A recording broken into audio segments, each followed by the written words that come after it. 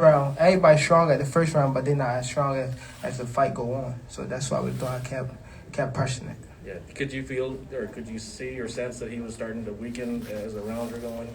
Yeah, about like I want to say the fourth round. I think the fourth round. I'm sorry. I take that back. The fifth round. When I started going to the body, when I started breaking him down to the body, I felt him break it down, and then with shots that I was hitting him with, and it was touching his glove, but his head was going, so I'm like, he break it down for sure. So that's when I started pressing him. Thank you. Sean? Tank, truly great performance. Do you think it was the kind of performance that should warrant you being a pound-for-pound guy now? That's really not up to me. But me and my team, think that, and I feel as though I'm pound for pound, and the world know. Then the world know. They see what's going on. They seen what happened tonight. And you let it be known you'll fight Ryan Garcia, Teofimo. What do you think of a potential unification with Devin Haney? As of right now, we want to enjoy it.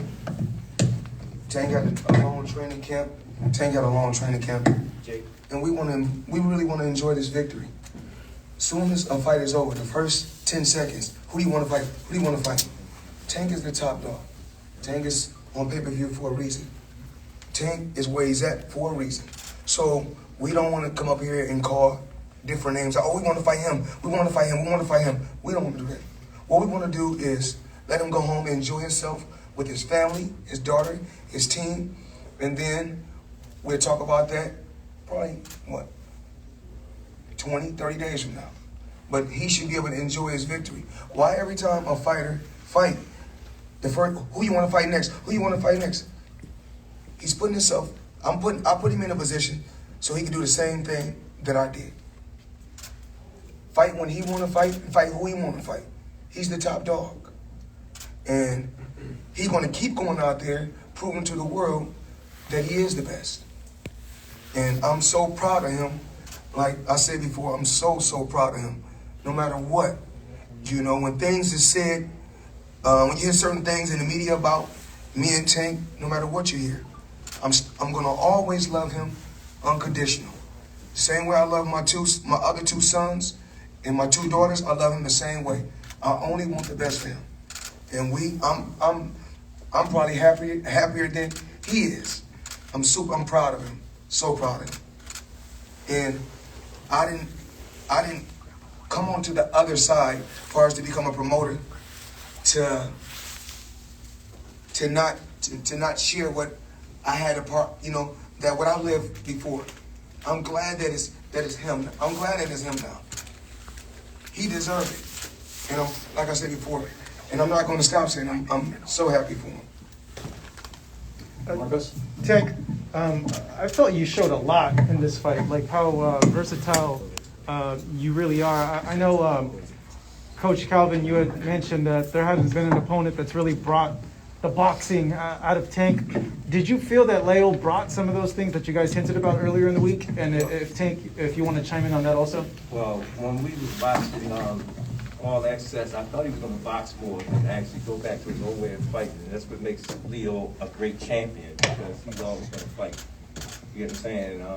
He did some things to Tank that I didn't like, and Tank was in the corner. Once we got ourselves calmed down in the situation, he started seeing things, That uppercut shot, we've been working on that for a while.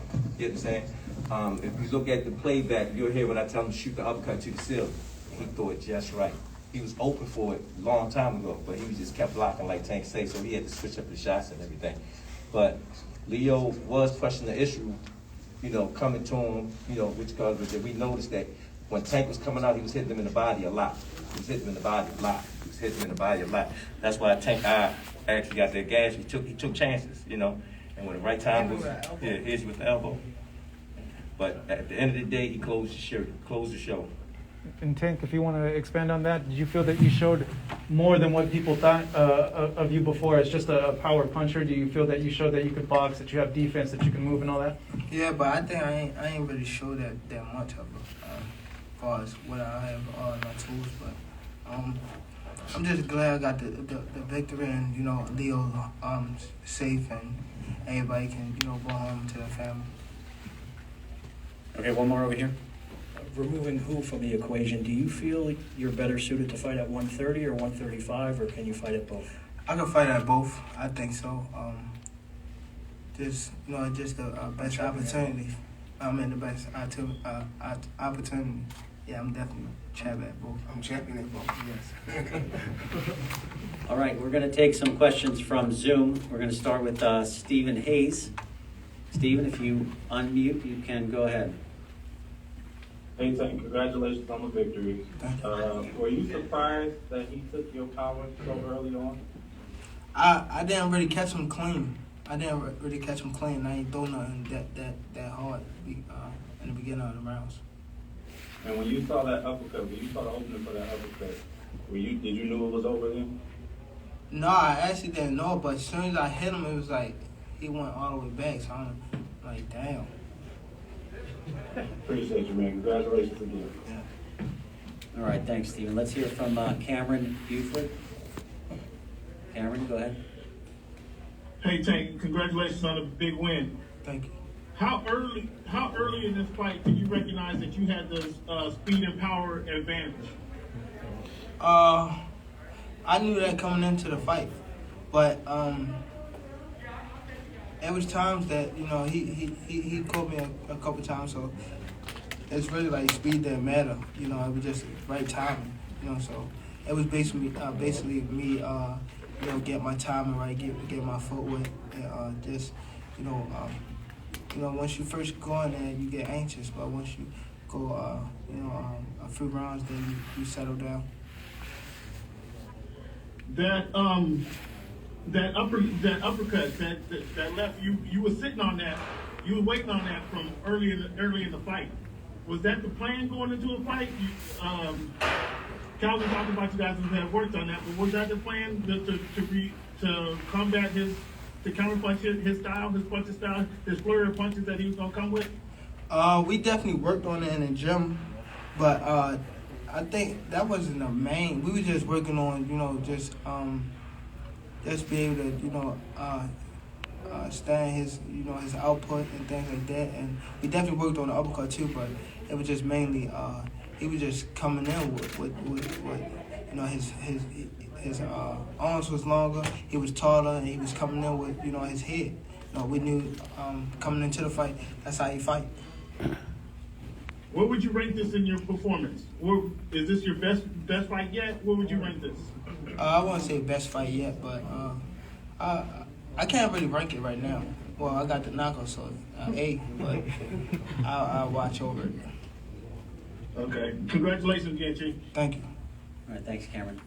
Now let's hear from Carlos Toro. Carlos, if you unmute, you can go ahead. Congratulations, Gervonta, on the win. Do you physically feel better fighting at 130 pounds right now than you did when you were fighting at 130 pounds a couple of years ago? I think that I think I feel strong at 130. I think that's my natural weight. It's just up to me to stay in the gym and stay fit. I'll be a full-time athlete instead of just part-time. So I definitely feel good at 130, but if the good opportunity at 135, I'm champion at 135, so we can make it happen at 135. And quick question to Floyd. Obviously, now with Gervonta having succeeded and passed his first main event with flying colors, do you foresee that all of Gervonta Davis's fights are going to be pay-per-view? What we have to do is just we'll talk about it. I talk about it Monday with my team. I communicate with Al, communicate with Leonard, and my PBC team, my Mayweather Promotions team. We'll sit down and talk. And talk with Showtime, Steven Espinosa, and see what we come up with. We don't know what the future holds, but we do know this is a future star. Big star, I should say. Floyd. Thanks, Floyd, and congratulations, Gervonta, on the victory. Thanks, Carlos. We just got information that Leo Santa Cruz won't be with us. He was taken to the hospital for precautionary reasons. He was conscious, nothing emergency, but he was taken for some observation. Announced attendance tonight in the Alamo Dome was 9,024. 9,024. Announced attendance. We'll go to our next question from Jeremy Herridges. Jeremy with fansided.com. Gervonta, congratulations on an excellent performance. I know that Floyd gave you a lot of advice about your first pay-per-view. I'm curious, how did the reality of this moment, this event, live up to the expectation? What were you feeling in this momentous event? Just leading up to it, just I'm appreciative. I'm happy to be in this position. But actually, when I came to the fight, it was like when I got here to the the hotel, it was like me fighting in the nationals. So I was kind of used to it. I was cool. And Floyd always tell me like, let's treat this like a regular day in the gym, and that's what I was going by. Just regular gym work. If I could have drove my own car, like I would have drove my own car here. So I could actually feel like I'm going to the gym. So I think that's what make me be calm to come into the fight like it's just regular gym work and let it play out. That left hook that you landed, or that left uppercut, was a monstrous shot. You did that at 130. Do you feel a significant strength benefit when you fight at 135? I feel strong at both. I feel strong at 135 and 130.